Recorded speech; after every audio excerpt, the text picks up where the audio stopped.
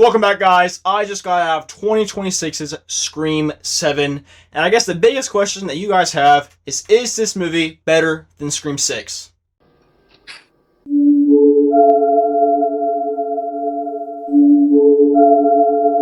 No, hell no, definitely not. This movie is straight ass. So let's get into the review so we can all go home. You ready for this? Never. So yes, guys, we're talking about this movie, a movie I was stupidly kind of excited for, but not really. If you guys saw my last review, which was my Scream 6 review, you guys know I love this series with a passion. I love this whole franchise. I love everything about it. And I was very disappointed and let down by Scream 6, and Scream 7 was coming out. Didn't really have that much excitement for it, but you know what? I decided, you know what? I'm going to give it a shot. I did my Scream 6 review and a little short that you guys should totally see. It kind of underperformed and kind of made me a little sad, but that's beyond the point. Anyway, I was hoping that this movie would actually be entertaining and at least give me something that Scream 6 didn't give me. So I was a tiny bit excited. That flame sparked again. However, I can tell you that it quickly vanished after watching this movie. The reviews online were not lying. This movie is actually kind of ass. It really is. It's pretty lame. The first two acts are actually pretty solid. I'd say they're pretty good, in fact. However, the last half, the final act, is very, very lame. So, here's what I'm going to do. I'm going to give you some positives, and then the rest of the review will be the negatives, because there are a lot, and I mean a lot of negatives. So, let's get into the positives first. My first positive is actually going to be Sydney. She carries so hard in this movie. She's probably the best thing in this movie, probably in the entire franchise, too. Yeah, any scene she's in, she steals the show. However, I cannot say much for the other characters. Her husband's fine, her daughter's fine, they're cool, I guess. The friends, they're whatever, I guess, you know. And don't get me started on the villains, because, you know, I'm saving them for later. The opening, you know, it's not half bad, I guess. It's was a little interesting, you know. Probably my least favorite opening of them all, you know, because you see this and you're like, I mean, it's probably the highest peak in this movie is the opening. It's probably the best thing in this movie. And it really does get you thinking that, hey, I mean, we're going back to square one. We're going to Stu Macher's house, you know, maybe Stu Macher's actually alive. And let me just say this real quickly. I am under the assumption, I am one of those people who do, in fact, think that Stu Macher is alive. And also, we're going to get into that later in my negatives, because, again, there's a lot of negatives in this movie that I just flat out don't like. Anyway, as I said before, the first two acts are actually really solid. The third act, it's pretty lame. So yeah, the kills, they're fine. The dude in the beginning, he had a pretty cool death, and the girl just kind of got burned alive. It was pretty boring, you know. Moving on. We got McKenna Grace getting murdered, which I was really thinking that she was going to be the killer. And you know what? That's also kind of what I want to say, too. This movie is, when I say this movie subverted my expectations, I mean that in the worst way possible. Because I was thinking in my mind that McKenna Grace is kind of a rising and up-and-coming star, you know. She's in a lot of these movies, and I was thinking that how cool would it be to have her be the killer, you know. I was thinking it, you know, she's like this new generation's final girl and stuff, right? Or maybe she could be a killer. You know, she's big enough, but she's not quite like Jenna Ortega levels of popularity, but like she's just popular enough where you think that she could be the killer. And in my mind, you're not going to cast McKenna Grace to be the friend and get killed. If you're going to cast her, you'd cast her as Sydney's daughter, but they didn't do that, and she just dies. And I was like, are you serious? And plus, all these deaths are actually in the trailer. If you look in the trailer and you pause it, you're going to see half these characters die. Like, her entire friend group, spoiler alert, they get murked. All of them. All of these people get killed. Her boyfriend gets killed. All three of her friends get killed. I'm talking everyone dies in this movie. you know? But, yet there's no other stakes for any other characters, and you guys know how I feel about my stakes. Just watch my Scream 6 review. Yeah, the trend continues with this one because the stakes, yeah, I was really hoping to see Chad or Mindy die. Again, I do actually like Chad, and hell, I even kind of like Mindy in this movie. I didn't like her in the last movie, but I kind of liked her in this one, you know? I think they both should have died. It would have added more suspense. However, hopefully they say that for another movie because the ending is just awful. And I think that we've probably reached all the positives I had. I mean, really, I just can't with this movie, respectfully. But yeah, no stakes, kind of sucked. Loki, Melissa Barrera, she dodged a bullet. You know, she really did.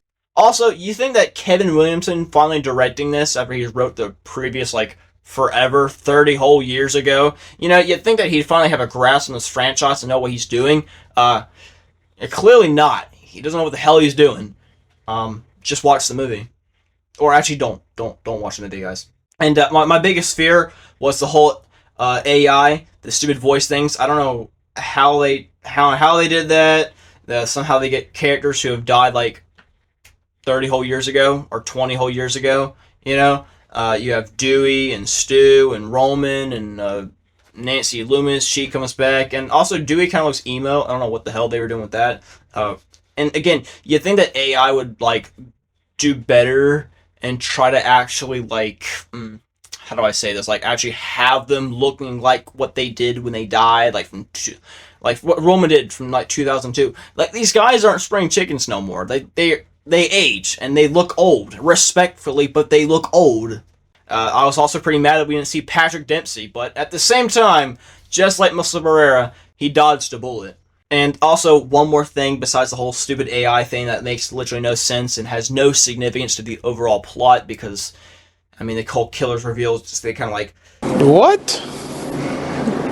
Bro, what are you talking about, man? blow your mind with how stupid they are. They beat us over the head with Stu being dead. It is so annoying.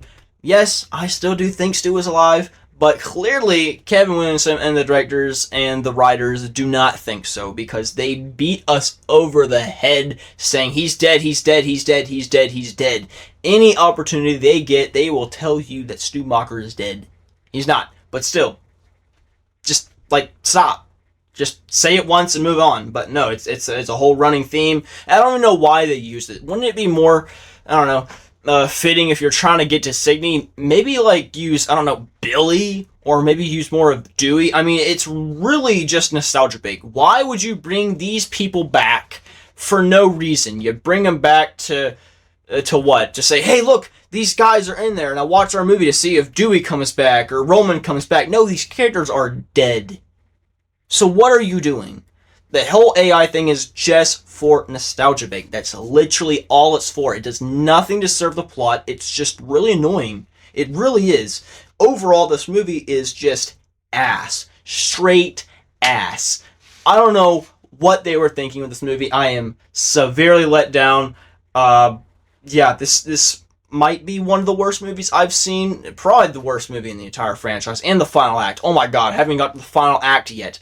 The final act. Holy good god. It is awful. Holy Jesus, it's awful. There is literally no build-up. There's nothing, no suspense. You see these guys and you're like, who? Who are these people? You see, there's some guy named Carl, I think, does nothing to serve the plot either. We see him in one scene and he's dead. Okay. And that was an actual cool scene. That was probably one of the cooler scenes you actually see. And that was in the second act. And then we see we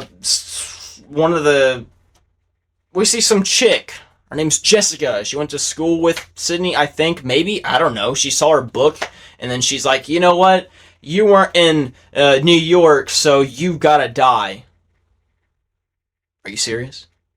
Just because she wasn't in the New York attacks, she's got to die? Like, are you serious? You know how stupid that is? And then you also see some other guy who is popular, a popular dude in the 80s and stuff, and he was in a bunch of horror movies. Yeah, he's also a killer.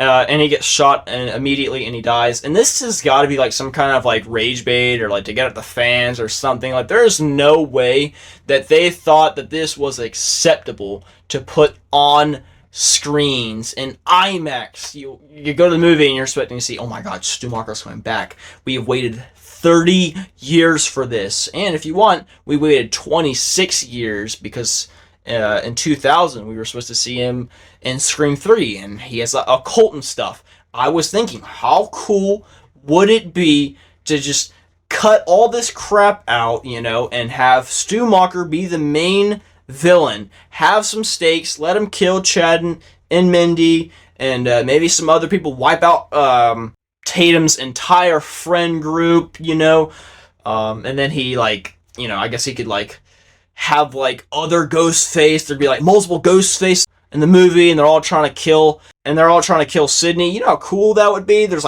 there's 5 or 6 different Ghostface trying to run around and try to kill Sydney as some kind of cult thing.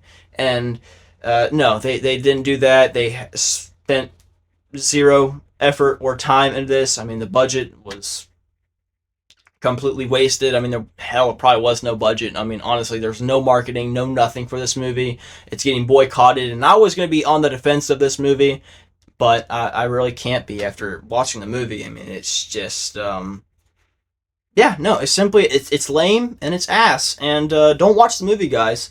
Really, do not waste your money on this movie, and yeah, no, I think that's it. So, I'll see you guys in the next review, and till then, peace! Don't watch the movie, please. Just